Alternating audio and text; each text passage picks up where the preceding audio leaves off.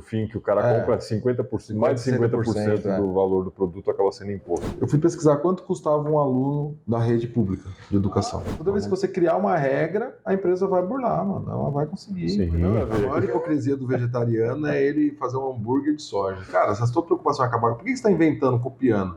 Como a soja? Hoje o cara do mínimo, não pode morar sozinho, não.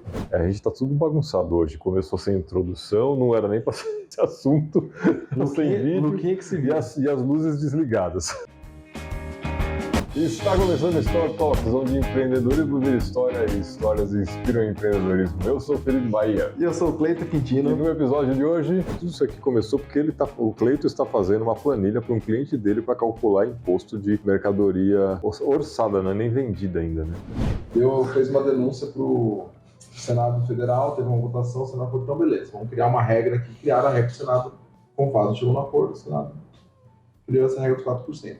Isso é os 4% quando a mercadoria é importada. Agora, Mas esses 4% ele vale para dentro do estado. Não, para quando você vende para fora do estado. Quando você importa, você não paga, você só paga quando você vende. Não, você paga quando você importa. O produto importado, por que ele é caro no Brasil? Não é porque o produto é bom, porque ele tem imposto. Muito. 40, 50. No mínimo, 40, 50% fácil.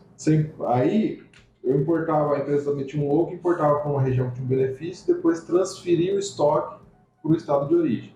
E aí pagava 12, eu pagava 17, a transferência interestadual tinha esse problema. Mas eu estou falando desses 4%, esquece os impostos de importação em si. Eu só vou pagar esses 4% quando eu vender.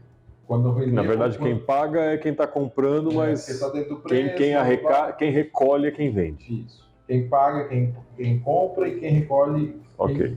quem entrega para o governo. Até nesse governo é preguiçoso, né? Ele coloca a empresa que está vendendo para, recolhe aí para mim, repassa aqui, e se ele não pagar a tua nota fiscal, problema é seu. Problema seu. Tipo, pensa, eu vendi um negócio 60 dias de prazo. Você já pagou. Com 30 você está pagando imposto. Fechou a apuração no mês, já tomou já. Por isso, no mínimo, você tem que ter uma entradinha ali. Beleza, agora quando você fala de diferencial de alíquota é outra coisa. Tá, aí eu comprei o produto, vendi com 4% para você. Importei e vendi com 4% para você que está lá em Goiás. Lá é 7%, então... Deveria ser 7%, mas passa a ser 4% porque o produto é importado. Passa a ser 4% porque é importado. Quando que não passa a ser 4%, então? Quando esse produto ele tem um similar nacional. Aí o Senado Federal chegou numa tabela de LCM, que é o LCM, sabe o que é LCM? Então, ele montou lá, fez a pesquisa dele, supostamente. Ele falou, esses LCMs, se for esse LCM, mesmo que ele seja importado, vai pagar os 7%, não vai pagar os 4%. Aí você tem que olhar isso, tem que olhar essa tabela, buscar o LCM do seu produto. E aí, se ele estiver lá, mesmo que ele seja importado, ele vai ter que ser tributado com 7%. Porque na teoria ele tem um similar nacional. Isso. Na teoria ele tem um similar nacional. E aí você vai entrar num monte de discussão. E aí depois disso tem o diferencial de alíquota. Porque de São Paulo é 18 e de lá é 7. Mas o diferencial de alíquota é uma guerra, é uma ferramenta para... A treta é a seguinte. Todo mundo quer ganhar. Todo mundo quer ganhar, ninguém quer perder. É coisa de escolinha que todo mundo tem que ganhar a medalha de honra ao mérito. Então, tipo assim, vamos supor, São Paulo, dentro de São Paulo, o produto, na maioria dos produtos, é 18%, mas a regra geral é 18%, mas tem umas variações, blá blá blá. Tem que olhar o produto, tal. Então não é todos, tá gravando? Não é todos, mas o microfone tá aqui. Mas a regra geral... Tá ligado, né? Tá. A regra geral é 18%. Então pensa assim, quando São Paulo compra do Rio Grande do Sul, uma empresa de São Paulo precisa comprar uma peça, sei lá, um produto X, uma matéria-prima qualquer. Se ela comprar essa matéria-prima, ela já vai vir com embutido no preço dela os 18% de ICMS. Mesmo que lá era 12%. Não. Pensa assim, eu estou em São Paulo e o meu fornecedor está em São Paulo, da matéria-prima 1. Dentro de São Paulo, esse produto por si só vai ter 18% de ICMS, então ele vai ter um preço. Se essa mesma matéria-prima estiver no Rio Grande do Sul, é 12%. É 12%, porque vai vir de Rio Grande do Sul para São Paulo é 12%, já ficou mais barato. Quando a gente fala de matéria-prima, não tem diferencial de alíquota. Por quê? Porque esse produto sai do Rio Grande do Sul, vem com 12% de ICMS para São Paulo, eu processo ele, crio meu outro produto qualquer. E aí eu vou dar saída nesse outro produto qualquer. Matéria-prima ou insumo, ou mercadoria para revenda. Componente para... O termo que eles usam é mercadorias com saída posterior. Então, tipo, matéria-prima, mercadoria para revenda, industrialização ou revenda direta. Que aí São Paulo fala assim, beleza, você para consumo, aí você vai... Aí para consumo e ativo tem diferencial. Porque o Estado de São Paulo fala assim, ó, você está indo lá fora, você está tirando dinheiro do Estado de São Paulo, levando para outro estado. Ou seja, está tirando riqueza do nosso estado. Porque por 6% de imposto. Beleza, quando é matéria-prima, você vai produzir, vai revender aqui, eu vou pegar os 18% com o teu valor agregado, com a tua marca. Ganha ainda mais. Eu vou ganhar 18% de mais, tá com o pau. Quando é um bem de consumo e um bem de ativo, o Estado de São Paulo fala assim, peraí, esse produto não vai sair mais.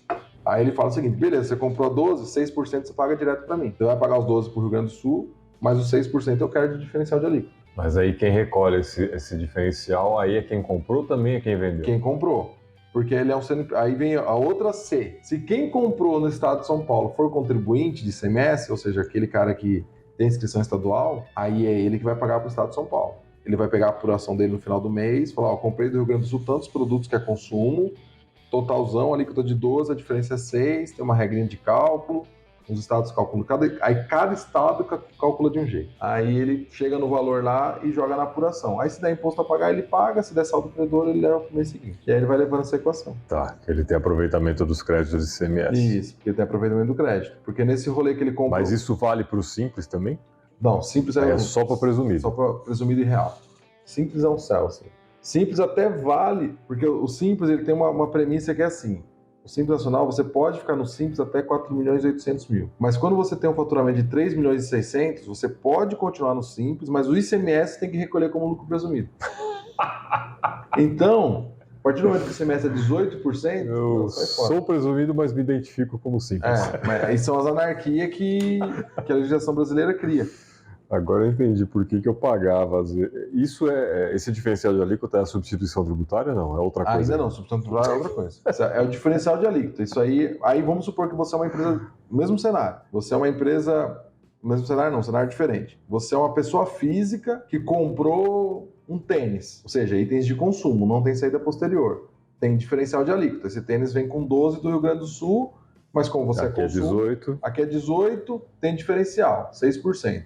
Quem que paga? Se eu for cobrar a pessoa física, esquece. Não vai pagar nunca. Então o que eu faço? Eu transfiro a obrigatoriedade de pagar esse imposto lá para o fornecedor do Rio Grande do Sul. Quando o cara que está comprando em São Paulo, ele é contribuinte, quando que ele vai pagar isso? Na apuração do mês. Então, tipo, fecha janeiro, apura o imposto, paga esse imposto dia 20 de fevereiro. Aí, conforme a atividade muda a data. Mas aí a empresa é de São Paulo, beleza, o governo consegue checar a empresa de São Paulo, consegue fiscalizar. Quando o cara é do Rio Grande do Sul, o estado de São Paulo não consegue ficar acompanhando lá.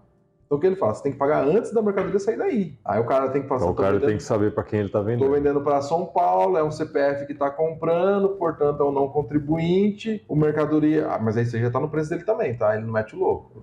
O preço do tênis, ele já anuncia o preço do tênis. Então, mas aí que eu pergunto, né? Vamos pensar aí nos e-commerce da vida. Cara, os e-commerce são fora, eles têm uma engenharia fodida. Por isso que é tudo mais caro, porque eles têm que contratar uma galera para ficar pensando nisso. O que é mais caro?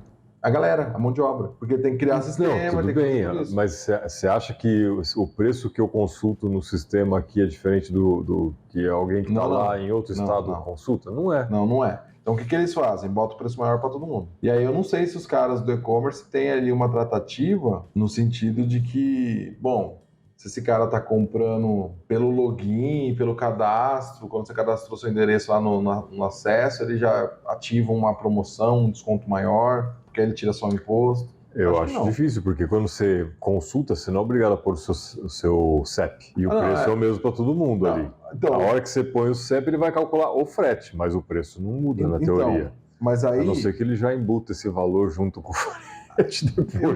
Eu estou pensando nisso que você está falando agora, mas eu nunca fiz essa simulação. Essa simulação. Mas poderia ter uma lógica dentro do sistema, é o seguinte, ó, se o cara preencher o CEP aqui, esse preço é o mais caro. Pensa que é um site lá do Rio Grande do Sul. Se o cara preencher São Paulo, não tem desconto. mas se o cara colocar aí, ele é tipo de outro estado que a alíquota interna é 17, ou aquele produto é isento. Enfim, mas aí tem um outro. Aí o que as empresas fazem? Mas assim, por isso que os produtos ficam caros no Brasil, porque a partir do momento que o governo tem toda uma equipe pensando em formas de arrecadar, as empresas as empresas pensam em formas de burlar.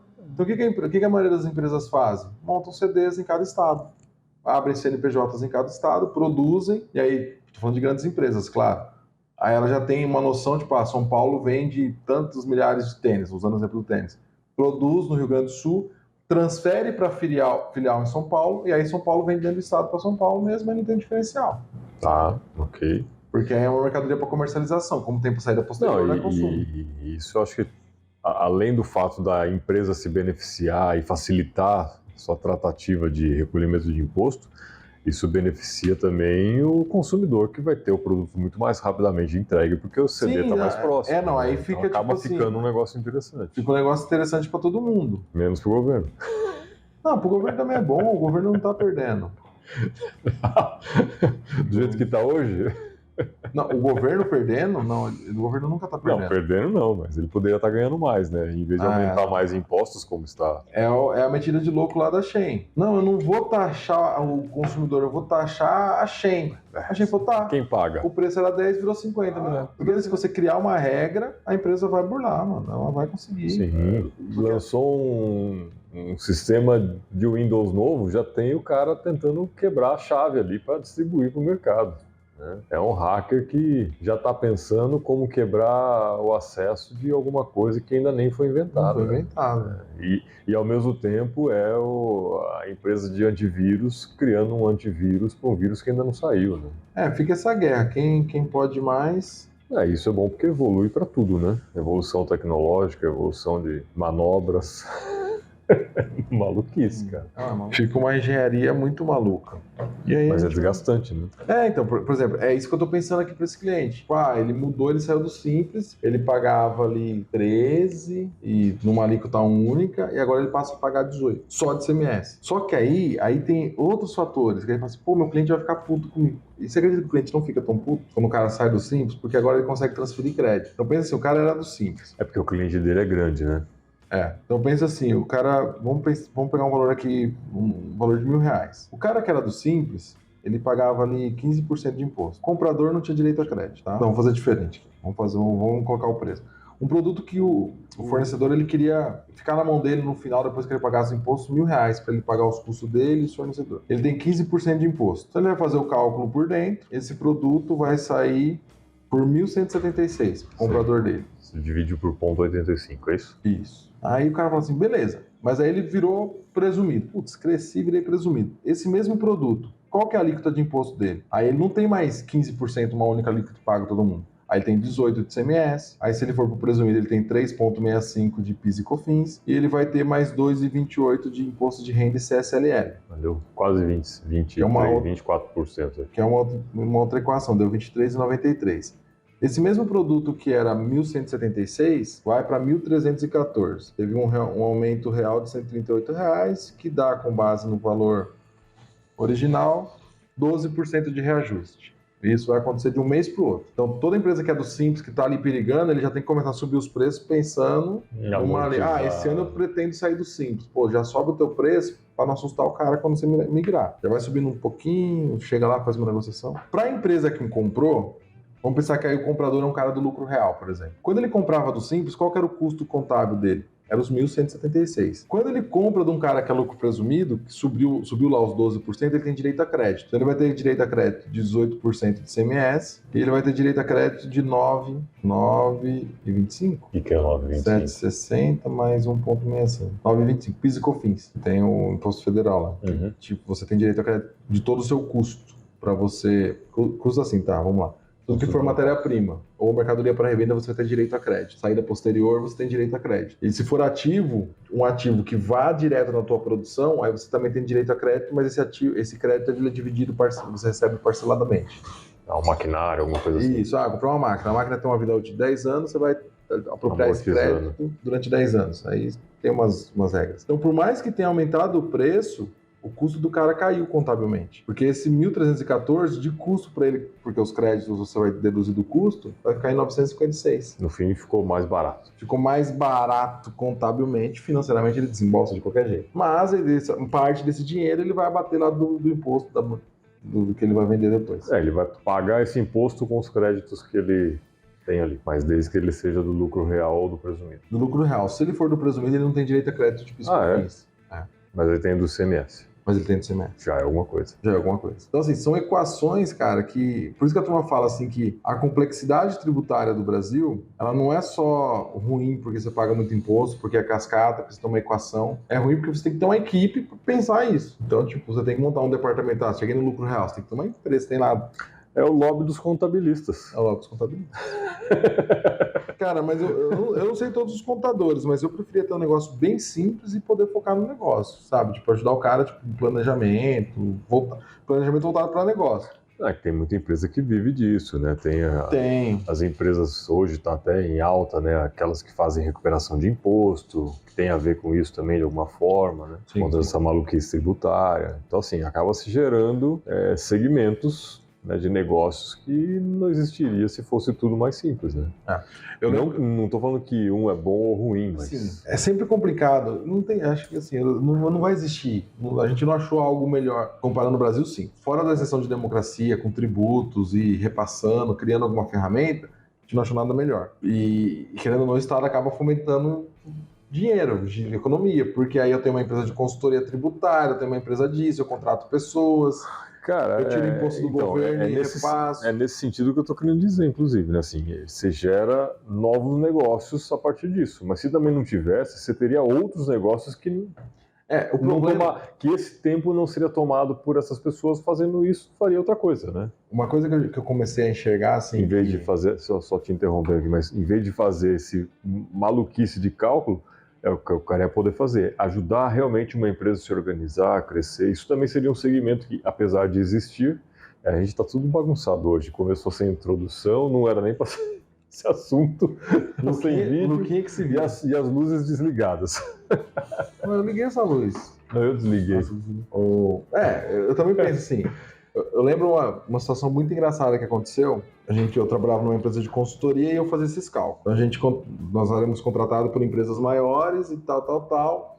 E eu lembro que o cara, ele era do lucro presumido. Então, o lucro presumido não tem crédito de PIS e COFINS. Tá. Mas ele tem crédito de ICMS. Uhum. E o lucro presumido, você paga menos IRPJ, CSLL. Porque também tem essa bagunça. PIS e COFINS é imposto sobre faturamento, ICMS sobre faturamento, e IRPJ, CSLL é sobre o lucro. Quando você é lucro presumido, a base de cálculo do teu IRPJ, CSLL é uma presunção de lucro. Então, comércio, faturamento bruto, 8% é lucro, eu calculo imposto de renda.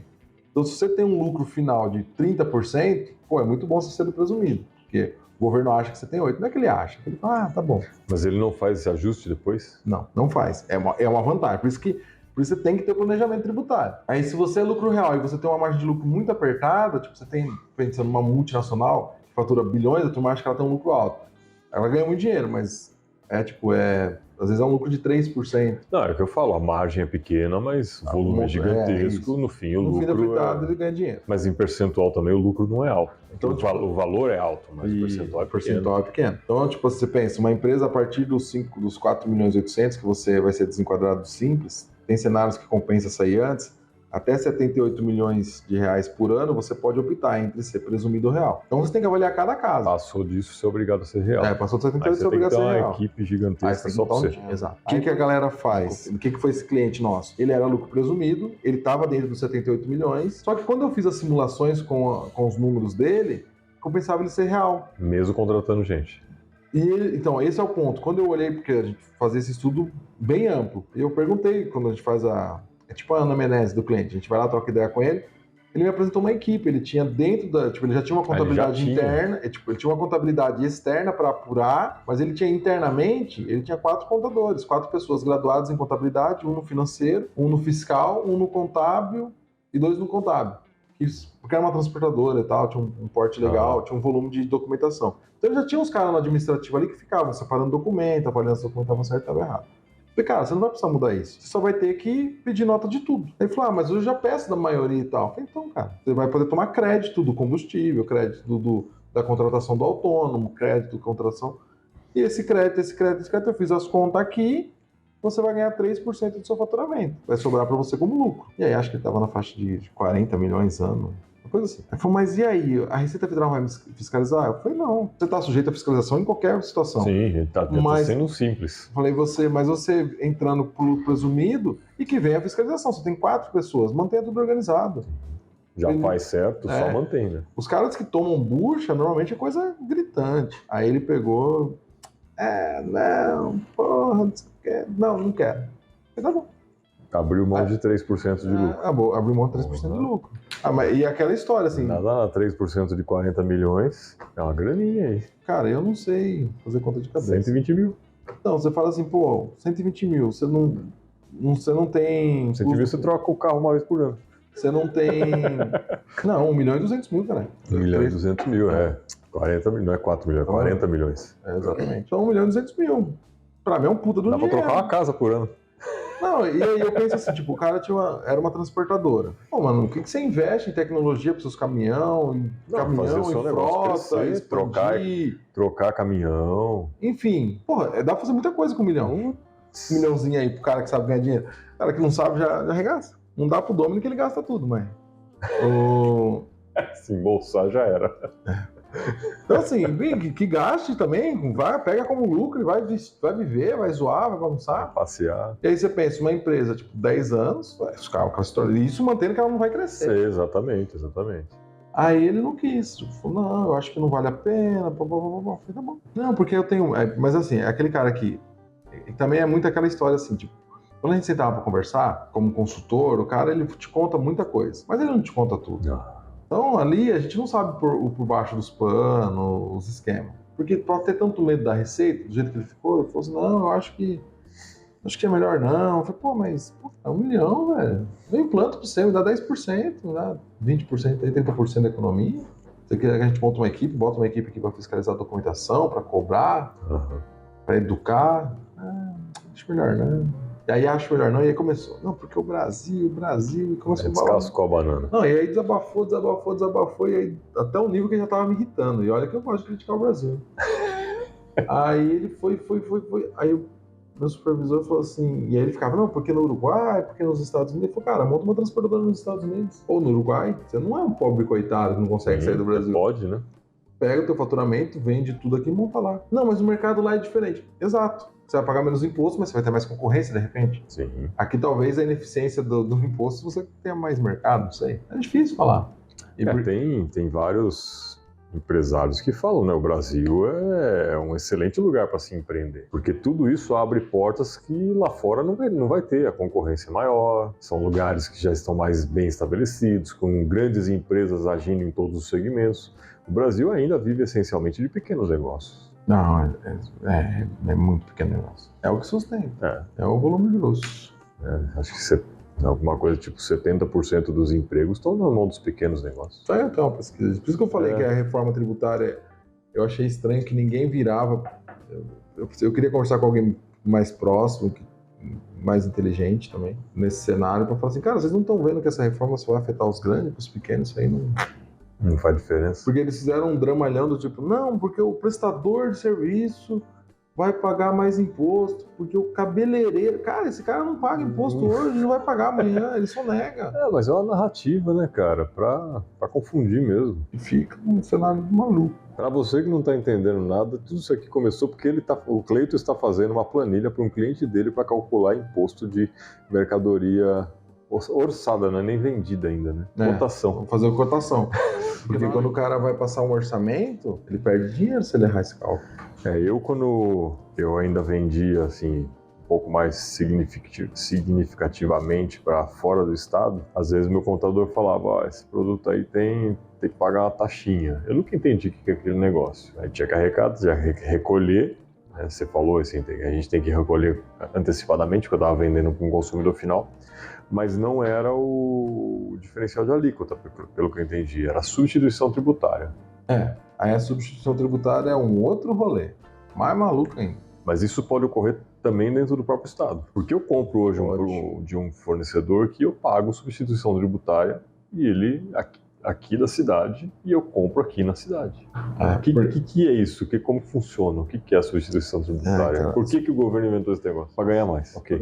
Não é nem para ganhar mais, é porque assim... Para deixar de perder. Deixa eu rabiscar para ver se eu lembro o raciocínio da substituição. Pensa aqui, você tem uma indústria, você tem um atacadista, você tem um varejista e você tem o boteco. Então, é uma cadeia onde cada vez que passa de mão paga imposto. Então, da indústria até o boteco, e aí do boteco tem o consumidor final. Então, são 1, 2, 3, 4, 5. São 5 pessoas numa cadeia relativamente simplificada. Estou pensando aqui tipo, no refrigerante. É um produto que, se eu não me engano, tem substituição. Tem até do PIS/COFINS. Porque aí ainda tem a substituição do ICMS e do PIS/COFINS. Tem produtos que tem dos dois, que chama tributação monofásica, trifásica. É quase Quase um fio terra. um fio terra. E no fim, só fio terra no consumidor. O que o governo olha para essa cadeia toda e fala, pô, a indústria é gigante, papapá. O atacadista é grande e tal. O varejista já começa. Aí o boteco, meu amigo, eu não vou pegar. Vai vender no dinheiro, passar um Pix no nome do O dono. boteco vai ser MEI o resto da vida, faturando 15, 30 mil por mês, ele vai ser MEI. E às vezes o varejista pro boteco já me fode. Então o que ele faz? Ele fala assim, ó, então vai fazer o seguinte, faz uma simulação de quanto seria essa cadeia toda aí. Eles montam essa equação que eu tô pensando, ó, se eu vou vender aqui, o preço do refrigerante médio daqui pra cá é tanto, daqui pra cá é tanto, daqui pra cá eu tenho 12, aqui eu tenho 18, aqui eu tenho 13, enfim. Ou uma alíquota única aqui é 18 pra cá, 18 pra cá, 18 pra cá. No final, a carga efetiva total do valor da indústria até o valor final foi de arrecadação, a gente arrecadou tantos reais que equivalem a tantos por cento. Beleza, então lá na indústria, manda ela cobrar já esse percentual aí. E aí a indústria vai vender, aí na nota fiscal da indústria diz assim, ó, o meu ICMS é 18%, mas o ICMS de substituição tributária, 18, 36, 36%.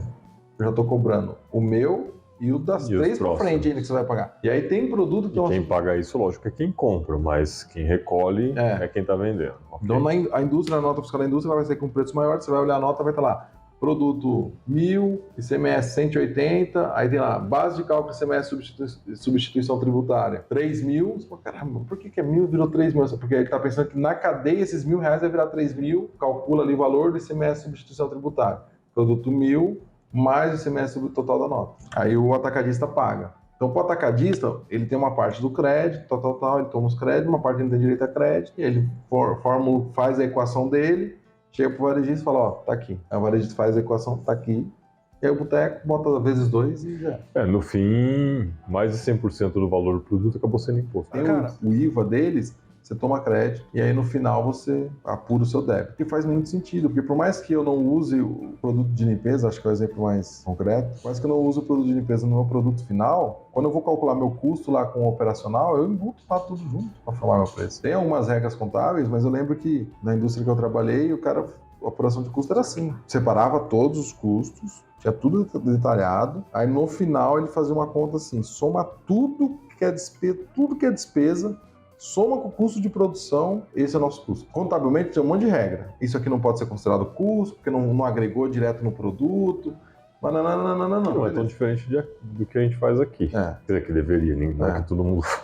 Então, tipo assim, eles faziam lá, tipo, aluguel não pode entrar como custo de produto na contabilidade, no estoque. Então, o custo de produto é os insumos direto, a embalagem, o pallet, a mão de obra. Que está diretamente relacionado ao produto. A hora essa do cara da fábrica, do cara do escritório não entra, a energia elétrica usada na fábrica. Beleza, contabilmente separava tudo bonitinho porque é norma contábil. Aí tinha um por fora ali no sistema gerencial que falava assim, tá, agora ignora toda essa papagaiada, soma tudo aí que é a despesa que eu tenho que pagar, soma custo de produção, tudo do escritório, do saco de lixo. Essa é a minha base do custo mínimo meu. Aí nessa base que foi quanto eu investi. Põe a minha margem de 30% que eu quero, 30, 40, 50, e depois você embute os impostos. Esse é o preço de saída para o meu comercial começar a trabalhar e embutir imposto.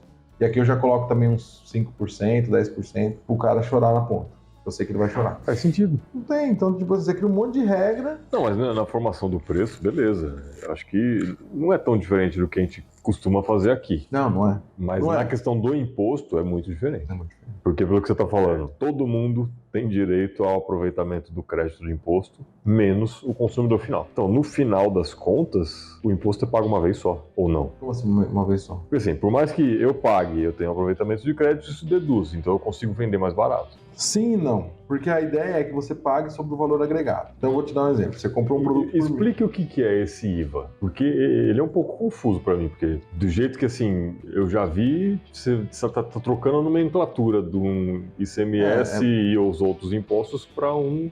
É porque no Brasil nunca nada funciona. Qual que é a ideia? Não é que nada funciona, nada é simples.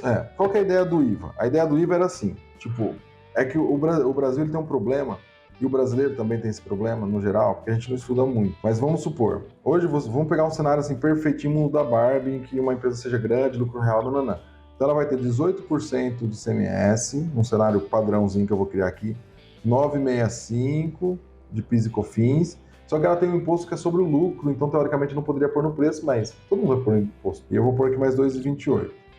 Então, e aí varia de produto, tem a questão do IPI, o IPI é sobre produto industrializado, se o produto não for industrializado não tem IPI, tem um monte de variáveis. Se for bebida, cigarro, vai ter mais ICMS, porque é o imposto do pecado, é o produto do pecado, enfim, vende pra caralho. Então vamos pegar um cenáriozinho bonitinho aqui, que o cara tenha 18% de ICMS, que é estadual, 9,65% de PIS e COFINS, que é federal e é sobre faturamento, é para financiamento da Seguridade Social. Tudo que é programa social sai desse 9,65, mais umas outras porcariadas aí. Tem 2,28 que é sobre o lucro da empresa. Então deu 29,93. E os caras, eles têm essa forma de tipo assim, de olhar para o montante da contabilidade, nós arrecadamos tantos milhões de reais. O PIB, assim, todo que comercializou no estado foi tantos milhões de reais. Qual que é essa relação? Tipo, a gente arrecadou 1 trilhão. Para arrecadar 1 trilhão, quanto que a gente movimentou comercialmente trocando de mão mercadorias? Eles têm esse número. E aí, quando eles olham esse percentual, eles falam assim, pô, isso aqui vai dar tipo, um IVA de 50%. Isso assusta. Isso fica muito claro. Isso fica assustador. Uhum. Então é melhor ele quebrando para dar uma Deixa disfarçada. essa maluquice que Tipo, é difícil de acompanhar. Estados Unidos ele tem o IVA estadual, federal e um valor sobre a renda. Então, federal, beleza, país todo mundo sabe, na notinha fiscal vem lá, IVA federal, IVA estadual, e lá eles têm lá, tipo, alguém foi pra lá e comentou, tipo, o IVA do comércio era, tipo, o PlayStation, na época ele foi comprar, estava anunciado por 900, quando ele foi pagar, foi 990, porque tinha 10%. O cálculo por fora, bonitinho, sem embutir. Claro, nítido, sem e é uma enganação. alíquota, e eu brinco assim, que é uma alíquota justa. Se Deus colocou na Bíblia 10%, por que o Estado quer mais que isso? Mas... Aí, que é ganancioso. Aí beleza, então o Brasil ele sente esse problema, porque quando ele olha, os governantes olham e falam assim, porra, cara, se a gente botar 50% de IVA, é revolução, velho. Talvez não no começo, mas na hora que a turma começar a olhar, mas peraí, eu tô pagando, quer dizer que 50% do que eu pago no mercado é imposto? E ninguém faz essa conta. Então, não, e na verdade, assim, para os que não são tão fora da realidade assim, a gente já sabe que a gente paga isso. Mas é minoria. É minoria. Entendeu? Quem para pensar isso é minoria. E aí, a gente aceita, mas não tem o que fazer, tem que comprar. Então, aí o que o governo fez? Ele fez isso, ele quebrou em 2 IVAs. Porque assim, o ICMS, ele é arrecadado. Ele é do Estado. É um dinheiro que vem cai na conta do Estado. Paguei a guia, pum, na conta do Estado. O Estado repassa isso, uma parte para cada município, com alguns indicadores. Quantas empresas tem, quanto movimentou naquele município, ele vai repassando verbas de ICMS, repasses de ICMS. Então, o ICMS, apesar de ser um imposto estadual, ele é redirecionado para o município. Mas é um dinheiro que o Estado, de repente, pô, tô apertado aqui, eu salvo o Estado e mato o município. Uhum. E aí eles falaram assim, tá, e hoje o ICMS é só pelo comércio. Aí o imposto que entra direto na conta do município é o ISS, que é sobre o serviço. Então o IVA, ele deveria ter unificado tudo que era federal, municipal e estadual numa coisa só, e aí pagar para alguém. E alguém redistribui. O Simples Nacional é um exemplo de IVA. Ele recebe, mas vai tudo para a Receita Federal, e ela redistribui. Manda o percentual do Estado, manda o percentual do município, segura o percentual da Previdência e separa nas contas ali. Só que aí eles falaram, pô, se a gente unificar e criar um só, aí o município falou assim, cara, mas peraí, eu não confio. E aí tem uma questão que o governo não confia no governo. Porque o município fala assim, peraí, hoje só tem o ISS que entra direto e o IPTU, um ITBI aqui, outro ali. Taxa de poder de polícia. Taxa de poder de polícia, o IPTU a negada mete um louco, a casa tá valendo 1 milhão, eles estão pagando seu valor venal, porque minha lei é meio torta e tal. Mas beleza, esse dinheiro eu sei que entra. Do Estado, às vezes vem um pouco mais, um pouco menos, às vezes atrasa, mas eu vou me virando. Da Receita Federal também vem do PVA, não, o PVA é do Estado, e da Receita Federal vem uma parte do PIS e COFINS, vem, mas é mais ou menos. Agora você quer pôr tudo? Se criar um IVA único, vai tudo para quem? Tudo pro federal? Aí você me fode, né? Federal não vai mandar aqui para mim. E aí a reunião dos prefeitos, ela, não. E aí vai daqui, vai dali, discute, o que eles chegaram no consenso, beleza. Então vai ter 2 IVA. Um federal, que aí vai tudo para a Receita e fica lá, e um estadual que fica tudo no estado. Aí o município falou, bom, pelo menos aqui ficou mais perto para eu ir lá dar um tapa na cara do governador. Ele vai vir fazer campanha aqui, eu consigo estar mais perto. E aí, por isso que quebrou em 2 IVAs. Aí eu entendo que são... Então, no fim, caso isso realmente avance e seja implementado, vai ficar semelhante ao que é nos Estados Unidos, que tem o federal e o estadual. Só que aí eles já vão criando uns baguetés, aí eles ficam tem as brigando exceções das exceções. Né? Só que aí é aquela discussão que a gente estava tendo no começo, como o Simples Nacional não vai entrar nessa regra, porque o Simples Nacional, de certa forma, ele já é um IVA. Como ele já não vai entrar, a grande maioria das empresas não vão perceber. Alguns grandes prestadores de serviços vão ter um reajuste, porque esse IVA está na discussão. Tipo, pensa, o prestador de serviço hoje, de grande, no padrão aí, falando de uma grande empresa prestadora de serviço... Mas grande quanto? Que faixa de faturamento? Acima do Simples Nacional, acima dos 78 milhões. Quem que fatura isso? Não sei, grandes empresas... 78 milhões? Para forçar a ser real, que é o cenário que mais tem maior carga tributária. Mas o presumido também vai entrar o IVA no presumido. Então, acima de 4 milhões e 800. Isso, o cara do presumido hoje.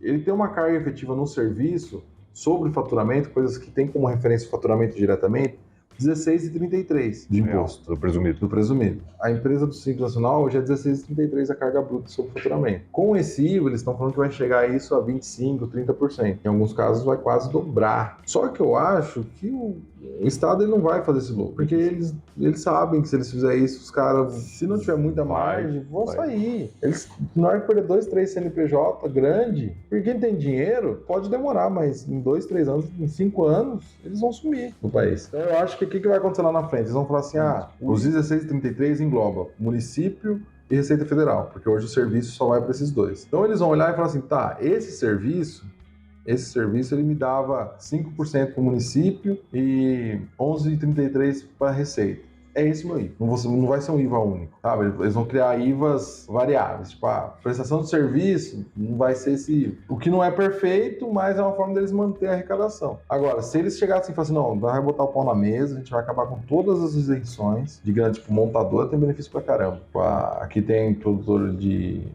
insumo, de aminoácido, tem benefício. E tem uma porrada de mercado grande que tem muito benefício. Não, a gente vai acabar com todos os benefícios e todo mundo vai ficar... E aí é isso que eu falo, assim, que eles vencem. Então eles podem olhar e falar assim, ó, se a gente acabar com todos os benefícios, a gente não precisa pôr 30 para todo mundo. Dá pra pôr... Dilui, né? Dá pra pôr 20 pra todo mundo, dá pra por 15 pra todo mundo. Porque se você conceder um benefício pra alguém, você tem que tirar do outro. Então, assim... a distribuição de renda. Não tem jeito. Então eu não sei, assim, é uma coisa que... É que o problema nosso é que do Estado brasileiro, aí é um ponto muito positivo do Guedes na época que ele estava querendo implementar, do IVA dele, é que ele ia criar esse IVA único, só que a divisão desse IVA único ia ser diferente. Automaticamente, a maior parte do IVA único viria para os municípios, com base na arrecadação municipal. Então, tipo, essas empresas estão em Piracicaba, todas as empresas movimentaram aí 30% de tudo que foi movimentado em Piracicaba é imposto. Beleza. 15% volta para o município, 5% para a Receita e 10% para o Estado, falando em termos de percentuais. Eu não lembro os percentuais, mas a ideia dele era deixar mais dinheiro no município. Deixar no município. O município que arrecada mais vai receber mais. O Guedes fazia sentido ele ter esse pensamento, por quê? Porque ele atacava, pelo menos no discurso, o Guedes, ele atacava muito a redução de despesa. Então faz sentido ter isso. Pô, eu reduzo o federal e eu tento misturar. E aí eu adapto aqui, vejo que eu posso demitir e passo serviço para o município. O município que vai cuidar do hospital, de escola, ele que tá perto. Sim, a terceirização do negócio. Mas aí você tem que demitir em massa, né? E aí você tem que mexer com uma galera. Virou um cabidão de emprego, né? Então, tipo, aí esse governo... É que a reforma não vai sair nesse governo, então... Não vai sair nunca esse negócio. É o típico cenário onde você olha e fala assim, ó, na verdade, isso aqui a gente tá só gerando conteúdo pra trocar ideia, porque o que vai acontecer, se tem alguém que bate no peito, só achismo, é isso aqui que eu tô falando. Não, mas é bom pra ter o debate, né?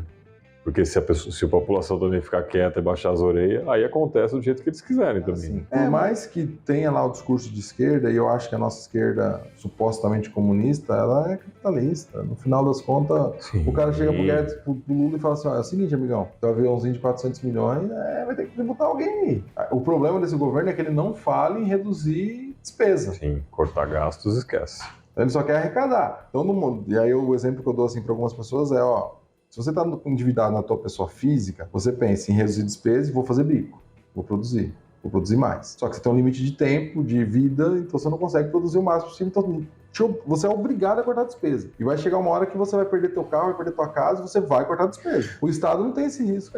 O Estado não pensa e não funciona como é uma empresa, né? Pô, se eu estou tendo dificuldades financeiras, vou cortar despesas, vou reduzir, otimizar, né? Melhorar a vendas. Tudo bem que o Estado não vende nada, né? Não funciona, não faz isso. Até tá ouvindo a rádio esses dias, eu não lembro exatamente os números, mas é coisa da década de 80 para cá, a população brasileira aumentou, acho que cerca de 10%, acho que foi alguma coisa assim, e a arrecadação do Estado aumentou 100%.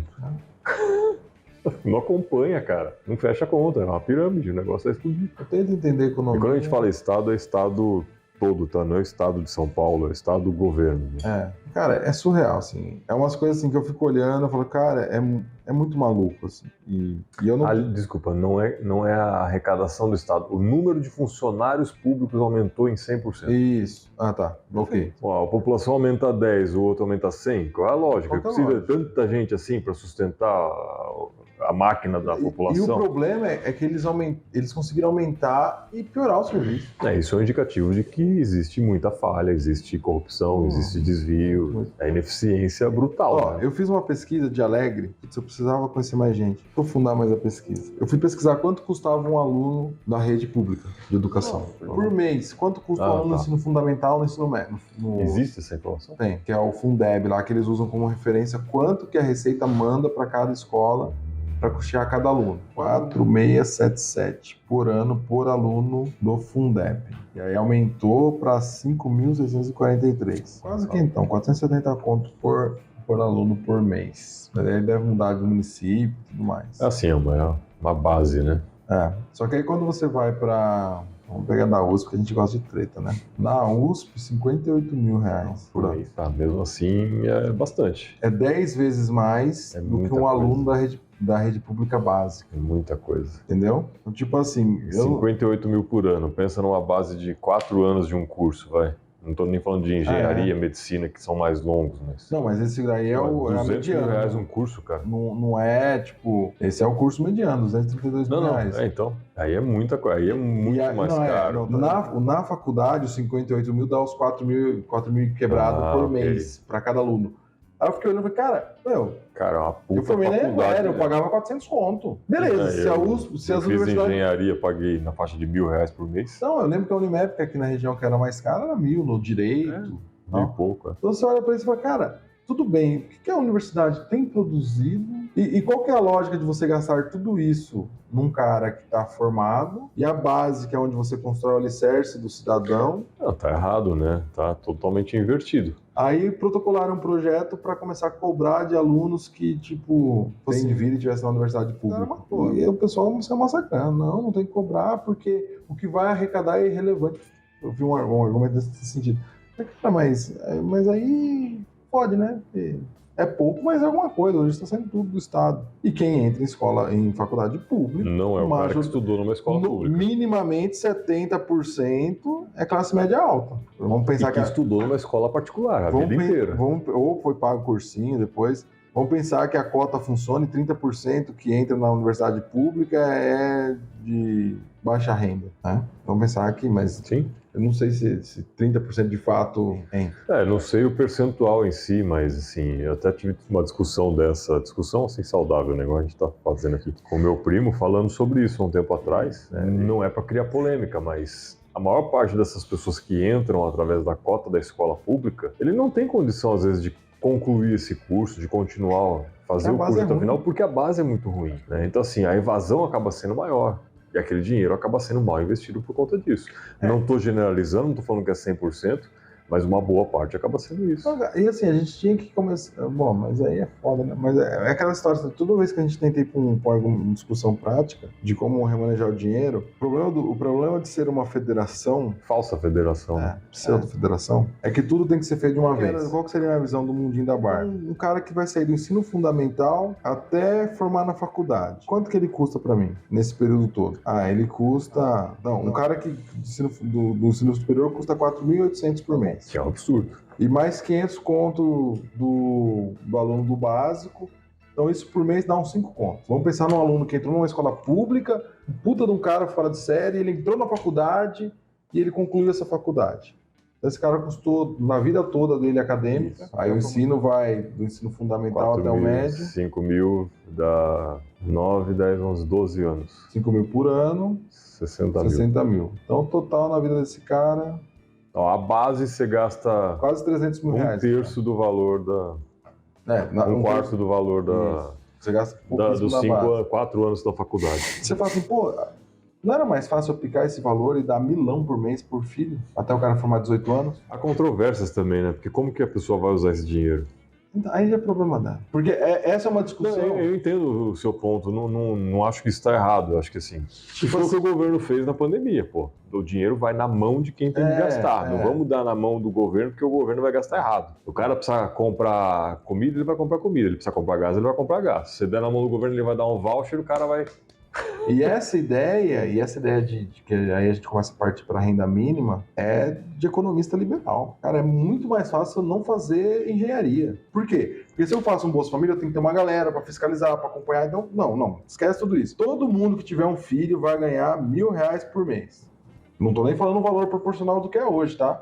Tô pegando só uma parte, sim, porque uma hoje base, custa 500, o aluno por mês de escola pública custa R$500. Então eu vou dar R$1.000 na mão desse pai de família. Se você tiver 5 filhos, ele vai ganhar 5 pau por mês do governo. Só que ele também não vai ter a escola do governo mais. Só que também não vai ter escola do governo mais. Ele vai ter que usar esse dinheiro para pagar uma escola E particular. Aí ele pode escolher a escola que ele quiser. Ele pode escolher a escola particular, e daí se ele falar assim, não, quer saber, eu vou deixar meus filhos tudo sendo analfabeto aqui. Não, aí é proibido. Então, aí vamos começar a entrar no seguinte, então, beleza. Mas tem a escola de trezentão lá, que vai existir. E aí você vai pegar um cara recém-formado, que vai montar uma escola com professores recém-formados, vão cobrar quem então? Sim. Aí você escolheu aquilo. E você escolheu aquilo. Não espere que esse filho Não seja um espero que seja muita coisa.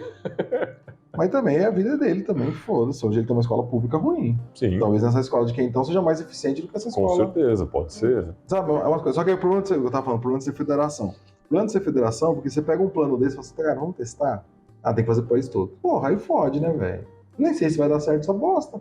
Vamos pegar a água de São Pedro, vamos pegar algumas cidades modelo, menores, né? Vamos pegar uma cidade aqui, vamos começar, vamos pegar uma região, e aí talvez você coloque um sistema lá, em vez de você ter um puto do negócio, assim, ó, toda escola tem que enviar a média, todo filho tem que estar matriculado, ok, educação a gente concorda que é eficiente, então todo filho tem que estar matriculado na escola, e tem que manter a média da escola, 6, 7, vamos estipular uma média 6, hoje é 5, né? Vamos estipular uma média, porque 5 é foda, né? 5 você assume... Não é média, mediana, né?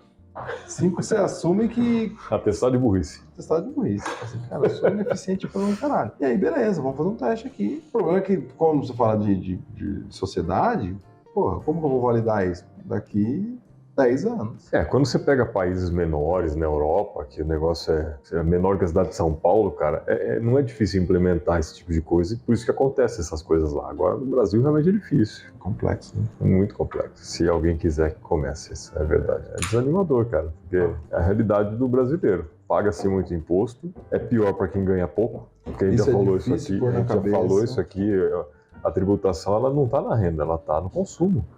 E a gente acabou de fazer esses cálculos. Pô. O cara chega a pagar mais de 100% no consumo porque tem uma cadeia do produtor, atacadista, distribuidor, até chegar lá o cara pagou mais de 100%. No fim que o cara compra 50%, mais de 50% do valor do produto acaba sendo imposto. Eu tinha feito uma conta assim, ó. Como que você poderia equilibrar essa balança de forma justa, né? Porque se todo mundo é igual, eu vou dar um benefício para todo. E quando eu dou um benefício para reduzir o imposto do arroz, por exemplo, eu ajudo o rico também. Sim. Pouco para ele, não é tão relevante, não é relevância, exato. Mas ajudo. E aí eu tinha pensado assim, ó, tudo que for cadeia produtiva de alimentos da cesta básica, e aí, sei lá, mano, deve ter um grupo de médicos que define qual é a alimentação ideal. Eu li alguma matéria uma vez que déficit de proteína prejudica o aprendizado. Então, crianças pobres que não comem carne, naturalmente elas vão ser mais burras do que crianças que comem carne. Mais burras. Elas vão, tipo, sim? Isso tá provado.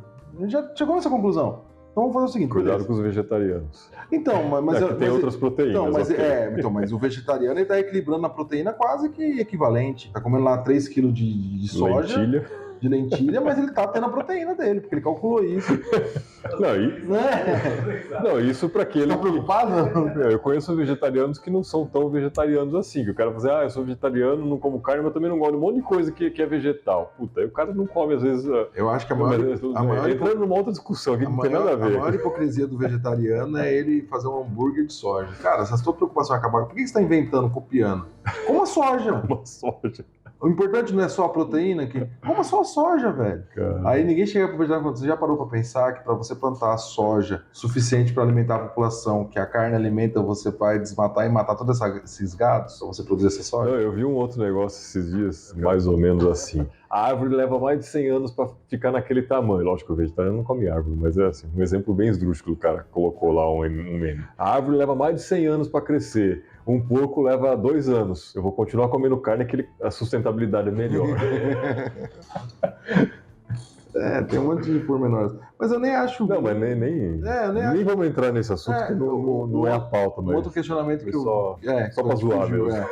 Outro questionamento, tipo, eu sou vegetariano porque me preocupo com os animais, porque são maltratados, não. Se você parar de comer carne, o que você acha que vai acontecer com esses animais? Você acha que alguém vai criar gado de estimação? Meu amigo, só tem esse mundo de gado porque a turma come. Come, exatamente. Tem mais cabeça de gado no Brasil do que a população. Porque a população mundial consome e pede isso. Uhum. O dia que a população mundial virar vegetariana, os caras, dono desse gado, vão falar assim, vai morrer. Vou largar e vou abandonar. Vai virar uma peste, vai trazer um monte de outros problemas. Aqui em Piracicaba teve uma situação dessa com capivara, né? Essa infestação de capivara aqui foi um experimento da Exalc, segundo consta. Trouxeram várias capivaras, fazer uns estudos, e aí criaram esses filhotes, produziram. E aí chegou uma hora que tinha um monte de capivara. Não pode matar. E eles falaram, o que a gente faz? Solta na mata. Então, olha o tanto de capivara, tá andando aqui, tem capivara atravessando a rua, eu atropelei um outro dia. Se bater o carro, você morre, velho. Ali perto da casa do meu pai, direto. Não é uma, é um bando, né? 20, 30 capivaras ali. Então, tipo, beleza. Uns pequenininhos assim, bonitinhos. Eu acho bonitinho, mas vira um problema social, carrapato e tudo mais. Então, aí assim, vai culpar a coitada da capivara lá. Então, aí o que eu pensava, assim, pra ser justo, assim, era algo nesse sentido. Se um aluno custa 500, dobra esse para 1.000, dá para a família e obriga as escolas particulares a informar dados da família, toda a coleta. Isso acho que até faz, não faz? Hoje faz, só que hoje não tem uma fiscalização rígida. Sim, a fiscalização no Brasil não existe. Não tem, tipo, o cara recebe Bolsa Família, tem que frequentar a aula. Não vai frequentar a aula, ele tem que tirar a média. Então, tipo, hoje, se o professor dá suspensão porque o cara foi mal educado na sala, o pai vai lá e briga com o professor, porque fala, meu amigo, você vai arrancar meu Bolsa Família. Ele vai estudar. Nem que eu tenho que entrar com ele aqui e tal, dessas tretas. É sempre assim, você mexeu num negócio, você gera outros problemas que não existia e tem que dar um jeito de... Para alimentação, porque hoje a gente tem uma falsa dicotomia assim. Por exemplo, a turma fala assim, os alimentos da cesta básica não são tributados. Pô, legal, acho válido. Teria que chegar num consenso assim, qual que é o essencial para o cara sobreviver? Bom, ele precisa de arroz, feijão, nosso prato tradicional, carne e ovo e fruta. As frutas em gerais. Beleza. Os vegetais e tal. Toda essa gama, tipo, proteína é essencial hoje? Pô, proteína é.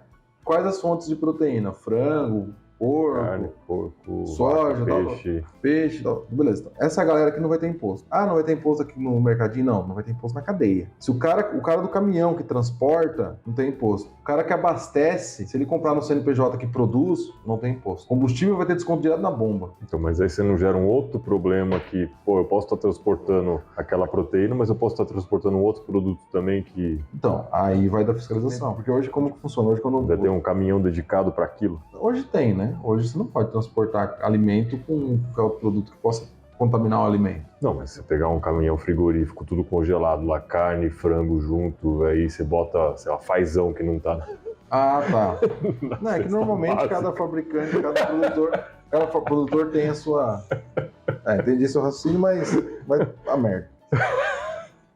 Cada produtor tem seu caminhãozinho de frango lá. Não é que seja medicado, você já vai economizar uma grana com imposto.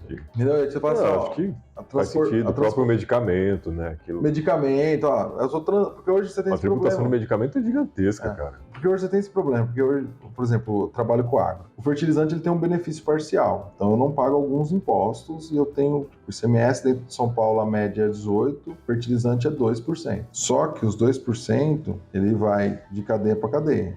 Vai da indústria pro pro atacadista, pro varejista, pro produtor rural. Por mais que tenha a transmissão de crédito, financeiramente a indústria pega esse dinheiro na mão. Financeiramente o produtor tem que desembolsar esse dinheiro. Movimentou o dinheiro. Então, tipo, não, zera tudo. E hoje você tem imposto sobre o lucro, 2,28 sobre o produto. Não tem que ter imposto sobre o lucro. Produção de alimentos. É o fertilizante. Tem como produzir alimentos sem fertilizante? Em grande escala não tem. Então, beleza, não vai ter. Só que aí hoje eu contrato um frete, meu frete ele é caro porque tem lá 12% de CMS, mais 3% de PIS/COFINS, mais 5, 6 de imposto sobre lucro. Bom, isso geraria um novo segmento de transportadoras que só transporta esse tipo de produto. Eu criaria um mercado, não seria uma reserva Gerou de uma mercado. demanda. Não seria uma reserva de mercado compulsória, mas seria uma reserva de mercado de facilidades. O cara fala assim, ó, eu só contrato transportadora que transporta pro agro, porque aí eu não preciso ficar me preocupando se eu transporto outra coisa sem multado. Pô, vou atender só agro.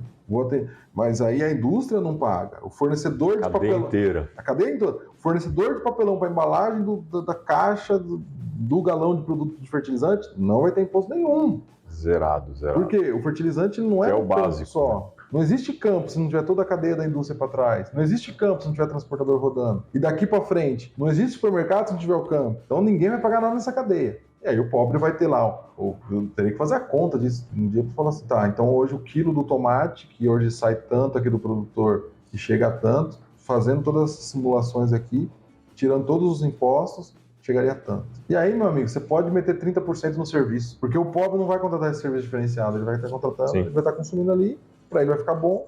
Vai sobrar mais dinheiro na mão dele. Vai sobrar mais dinheiro na Porque mão hoje dele. o cara que ganha um salário mínimo tem os descontos, no fim não sobra 40% na mão dele, porque o resto ele pagou de imposto, foi descontado e sobrou quinhentão para ele. Tem que fazer malabarismo, cara. Hoje o cara do mínimo, ele...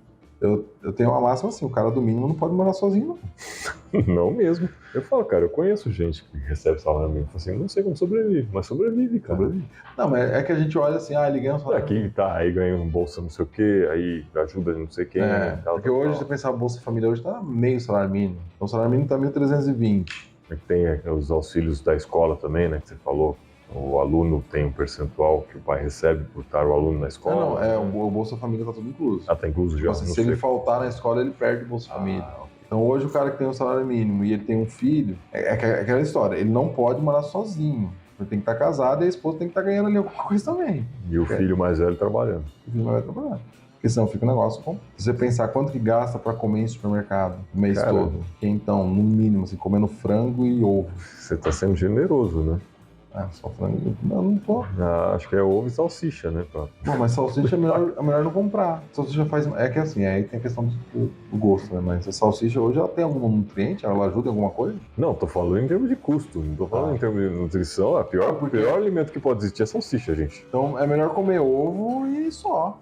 Que também não tá barato, né? Não, mas a cartela de 20 ovos aí tá R$20 quase. Comprei hoje 4 cartelas por 80. E sobre tributação sobre os ricos, o que você acha? Eu acho